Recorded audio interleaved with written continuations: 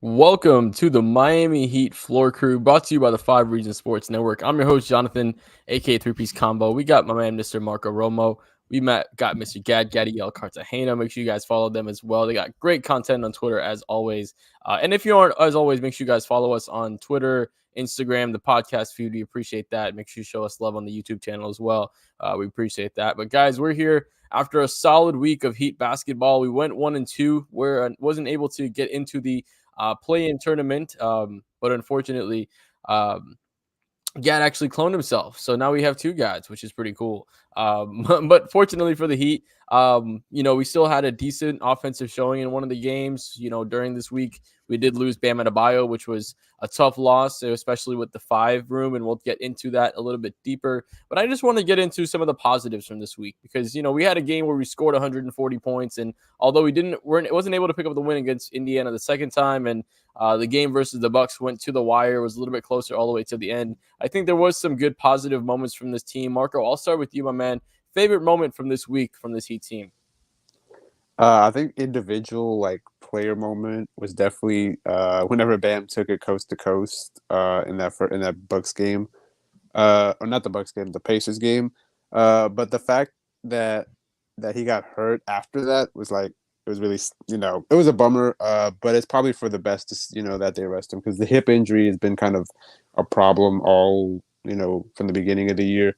I don't want that stuff to linger. I don't think the staff wants that to linger either, which is why they ruled him out real fast, especially this upcoming week where it's going to be, very spread out. It's not that many games this week. But offensively, I think Miami's catching up to their, what everybody's role is. It's just, that's going to be a little tougher once Herro comes back because it's going to be okay, we're going to have to find more roles for these guys. Another moment that I really want to point out is Duncan Robinson.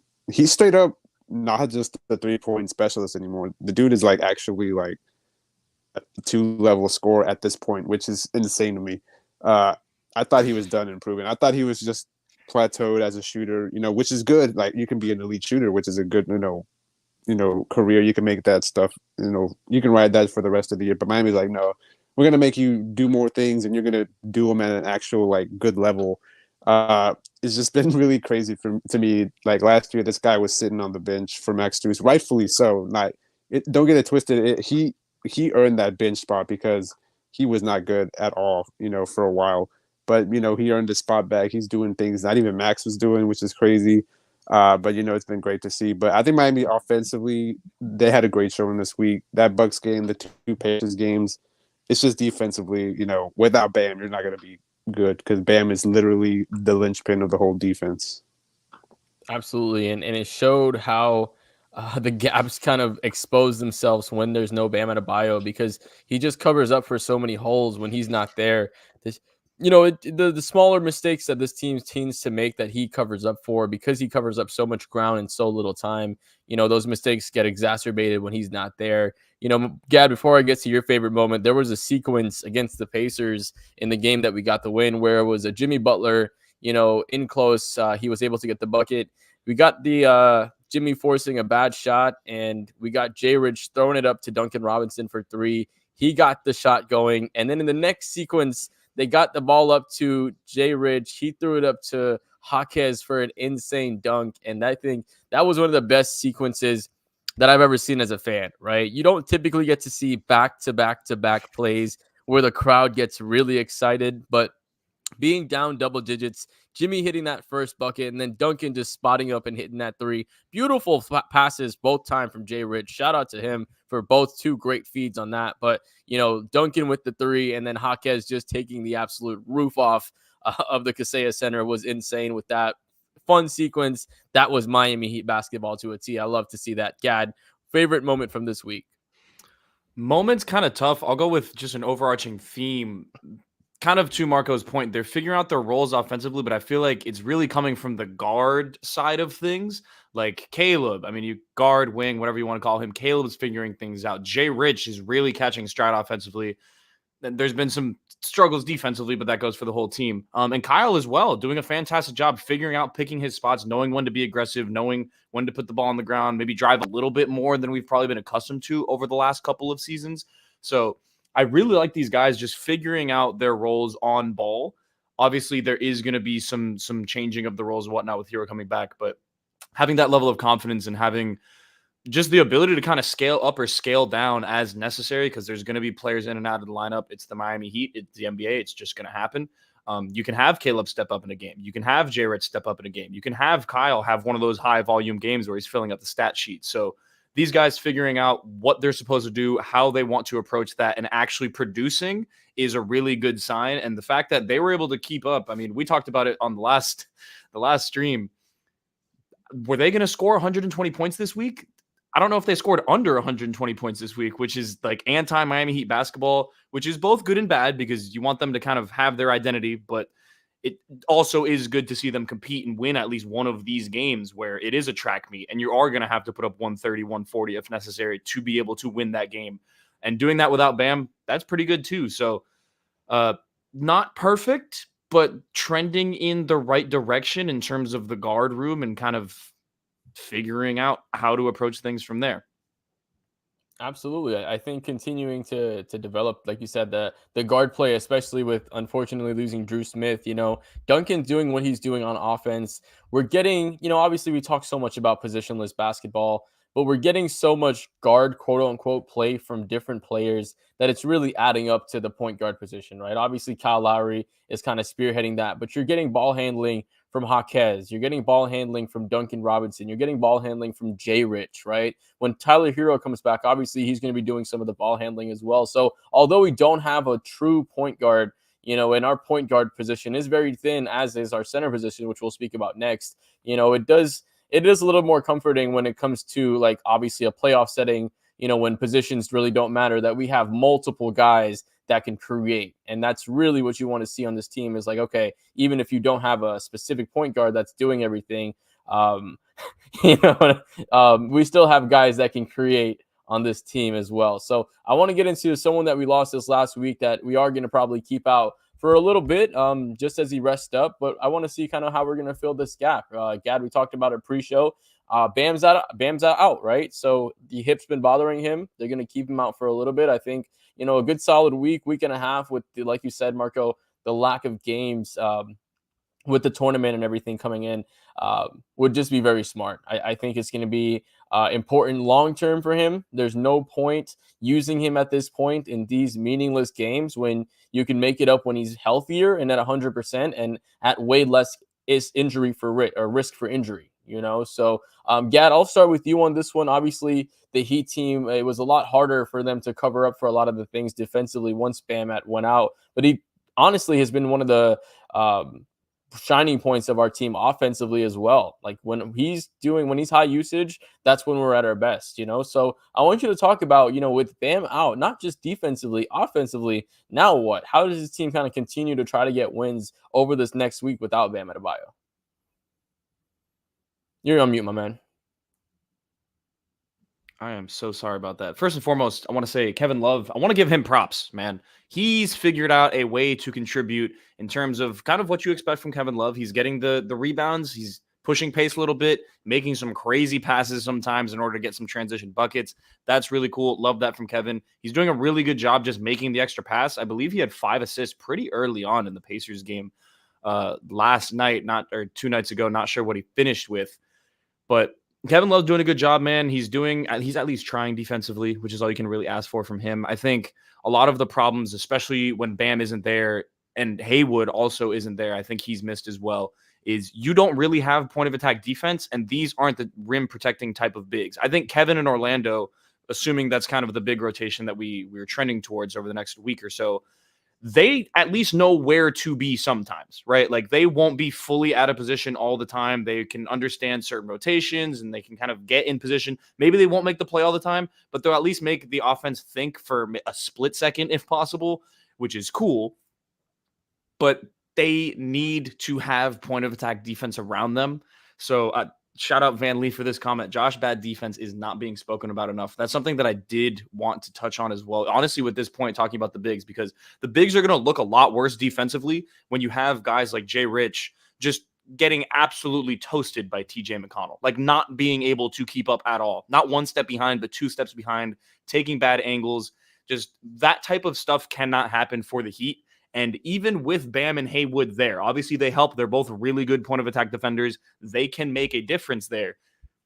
This wing room and this guard room has to figure out how they're going to approach point of attack defense, because with or without any additions to the room, these are going to be the core guys that are doing it. It's going to be Caleb. It's going to be Jay Rich. It's going to be Jaquez. It's going to be Kyle. I mean, Herro sometimes, but you're not counting on him for that.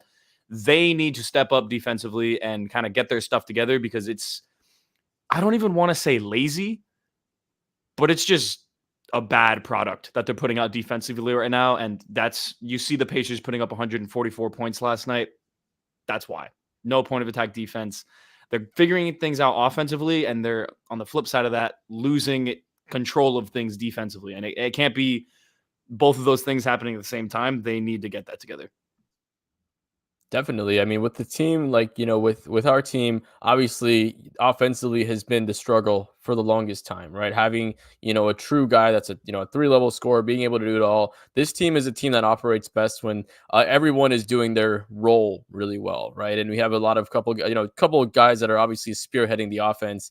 But when everybody else is on their side, still doing their thing, and it's not just a couple guys on top, like some teams, that's when the Miami Heat are at their best. So, I want to continue to kind of dig into this point. There was a comment about Thomas Bryant. Marco, I'll let you kind of touch on this as well. Obviously Thomas Bryant, Orlando Robinson, like you said, Kevin Love. What are you seeing out of these backup bigs that are maybe pointing into the signs of some improvement down the line? Because when it comes to the playoffs, you're going to obviously, and I say this a lot because obviously for this Miami Heat team, once it comes to the playoffs, that's when really things count. But when it comes to the playoffs, Bam's probably going to be looking at 40 minutes, 42 minutes, and you're going to need, 6 to 8 minutes of rest for him from this time. So in that backup big spot, what have you seen for maybe a good thing or maybe some bad things that you want to see improvement on from some of our backup bigs like Orlando or Thomas Bryant? It's kind of pretty much a give and take with all the backup bigs at this point. With Orlando and Thomas, you get your traditional rolling big that can maybe hit the three, but that's not honestly their game anymore. At least Thomas Bryant, he kind of took that out of his game when he got with the Lakers, which is funny because he shot a lot of them in Washington. I don't know if that was just because of the ACL injury or whatever he had in Washington. But yeah, with all the bigs, you're not going to get great defense. You're going to get good position defense sometimes from Kevin Love.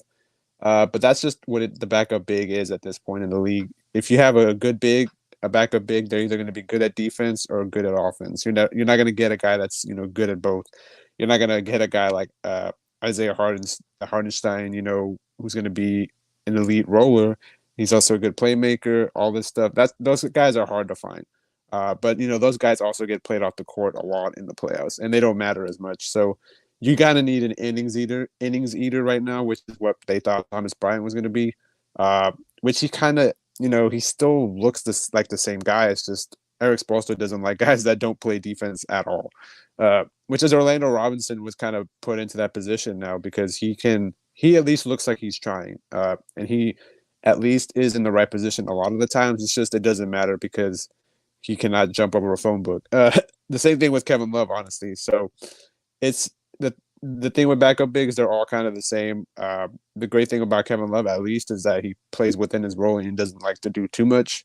Thomas Bryant, he can hijack an offense, but it's just his defense is so bad that it's not really worth putting him out there anymore. He might find himself back in the rotation. Eric Spoelstra likes, putting guys here and there. If there's an injury, you might see him back in. So honestly, I wouldn't count him out, not being in there. But the backup big at this point, it is what it is. You're not going to really find one in the trade market or the buyout market. I think they're going to probably live with Kevin Love at this point as the backup five. And in the playoffs, you're going to see a lot of Haywood Highsmith at the five. Just be prepared for that, which I don't have in particular matchups. I don't have a problem with, but it might be a problem. But I think you're going to be fine with him as the backup five, or maybe even Hawkins at the backup five, honestly. So be prepared for a lot of, really small ball fives in the playoffs. And we're exposed to with the amount of, what we've seen from defensively from our backup bigs, it's going to be a lot of small ball. Yeah, and with the, like you said, that's just kind of how our team's always rolled, even just focusing on, being able to rotate and sizing up against other bigs and kind of getting into that. But like you said, it's definitely interesting how we'll be able to cover that up. I'm curious to see how this team is able to do it on both ends when it comes to No Bam Adebayo. The offensive side too. Obviously he has become one of those guys that's honestly created a great amount of shots for himself.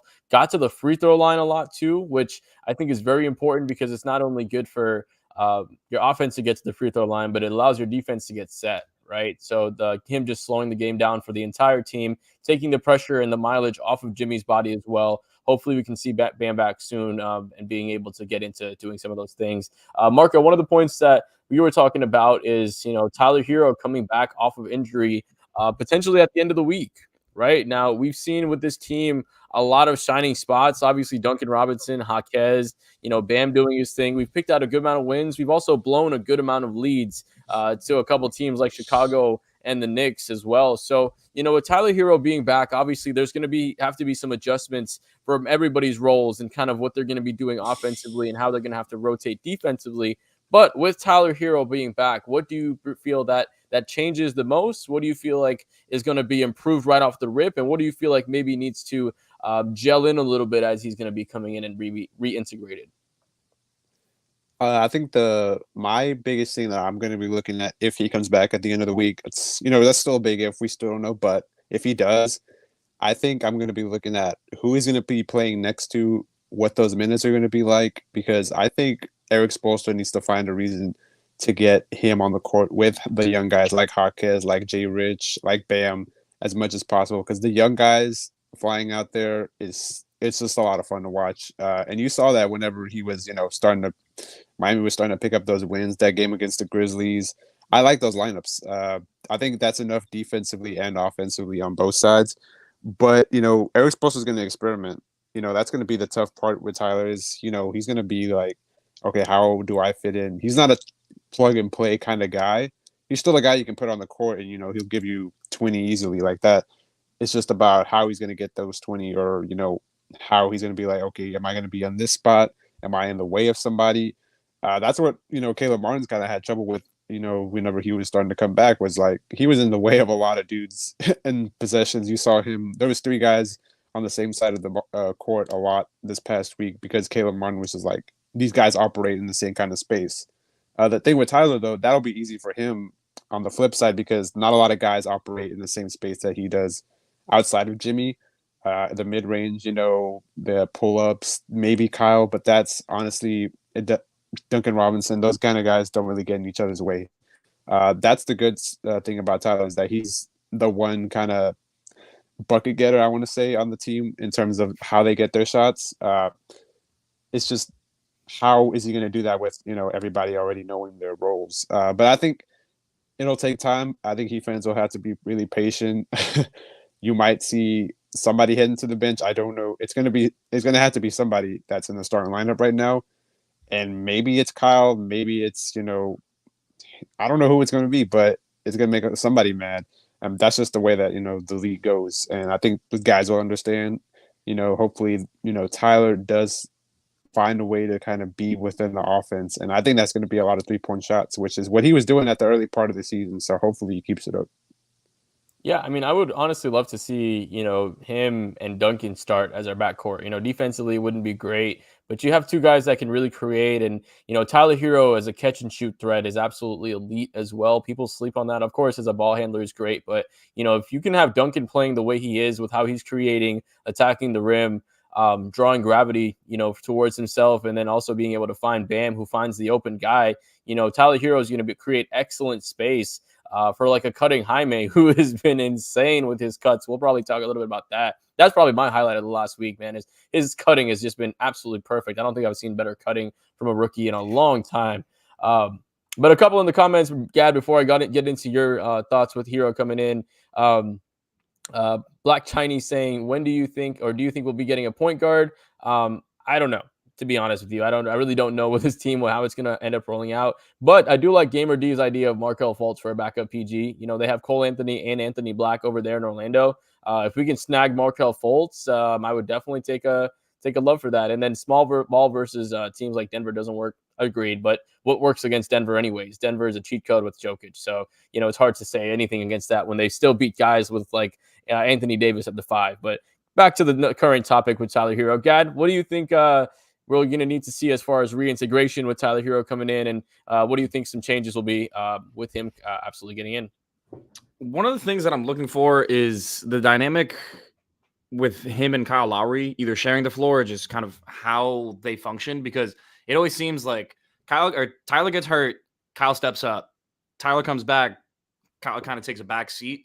I've really liked Kyle's disposition this year. I like the way he's playing offensively. I think he's done a great job kind of stepping up and doing a little bit more when they need him to. I am intrigued to see how that looks with Herro back. Are they playing with each other? Are they staggering? Are they staggering Herro and Duncan? Are they trying to get Herro and Duncan more on the floor together? Because I think between those three guards, you probably always want one of them on the floor. Sometimes two. I don't think you ever want those, like three of them all together on the floor. But I think it gives them another opportunity to have someone who can be a ball handler and a floor, like a positive floor spacer, not someone that can do one like Kyle or do the other like Duncan. Kind of get the best of both worlds there. So it's another fun lineup tool for Spo to have. Obviously, Tyler's really good. I think he's a really good, he's taken strides as a playmaker as well. And we'll see if he keeps being able to get free throws. It's going to be exciting. I'm intrigued to see how he ends up looking and what lineups they start going with. It's going to be different because we haven't seen too much of this, but he should be starting, in my opinion. I don't think he's the type of guy that's just going to come off the bench. I don't think he should come off the bench. He probably should be playing 30-plus minutes for this team regardless. So it's going to be a fun dynamic. I would assume Kyle's probably the one that maybe takes a step back in terms of minutes, in terms of role. I don't know if he still starts. He probably will. That seems like an ego type situation that could get a little sticky. But even then, I feel like Duncan is also okay with taking a step back if necessary in terms of starting role, and he'll just still cook off the bench. You could be looking at a Duncan, Caleb, Jaime bench with Kevin Love. I mean, that's lethal offensively. If they're playing with one of the other main guys like Jimmy or Bam, that can be really, really good for this team. So they got fun tools to play with, man. The team is deep. They do lack in some areas, but Herro's going to definitely help and add in that depth, especially in the scoring department. Absolutely. I mean, if I had to take a preference, I would honestly take my preference of saying Kyle come off the bench, right? You give a couple minutes, 4 to 6 minutes coming in, and then you have one creator coming right in right off the bench, right? And then you bring him in with Jaime and with Kevin Love. Those are three creators that you're bringing in off the bench. Obviously in different types of ways. But essentially, you'll be able to have a very well-rounded bench, have a really good rotation when it comes to the backcourt as well. And I would just really would like to see that, and I think that would work out really well too, because you would not force Kyle to share the same space with Herro as much. And obviously, they're great together, but they're also better a little bit more individual by themselves, So with Kyle coming in and just having the freedom to run a second unit, with maybe with a Bam or with a Jimmy, right? I think he's going to be able to be maximized a little bit more with his minutes, and you'll also be able to save him come playoff time when you really need Kyle to be Kyle Lowry. But let's get into this next week, guys. I know that's a little crazy to say, Gad. Let's get into this week, guys. A little bit of a slower week with the games and obviously the tournament coming up. We have Toronto Raptors and we have the Cleveland Cavaliers coming up, and the week following we'll start back up with the Hornets again. But with those two games, obviously probably won't have Bam Adebayo. I would say more than likely, since we won't have Bam, they'll probably just keep Herro out as well. So under the assumption that both of those guys don't play during these next two games, Gad, I'll let you start off with this one, my man. How do you think we do on these? Beat Toronto. Cleveland's a little bit more iffy. I'll say beat Toronto, though. Honestly, win both. I don't think either one of these teams is very good, if I'm being honest with you. Toronto is not good. Cleveland has moments, but they also have just been a weird team this year. So it would be fun to watch Bam and Mobley. I love when Bam plays against them. Now I'm going back to 1-1. They'll probably lose to the Cavs. They'll beat Toronto. That's where I'm at right now. Yeah, I'm kind of feeling that as well. Marco, I'll kind of let you give your opinions before I break down my thoughts on that. I do love watching Bam against Mobley. It's like watching a guy that's like, oh, you're not on my level yet. Every time Bam's like, everybody talks about him being him. Like, no, you're not me yet. It'll take some time. But I think I kind of feel a 1-on-1, but I feel like it's going to be flipped. I think they'll lose to the Raptors in some weird way, and then they'll beat the Cavs because the Heat don't make sense. I mean, they won the game with Tyrese Halliburton, and then they lost the game without him. Uh, that's kind of my logic at this point. But Jimmy has, shown that he loves killing the Raptors ever since he was with the Bulls. But I don't know if that was just a Mar DeRozan thing because he loves playing against them.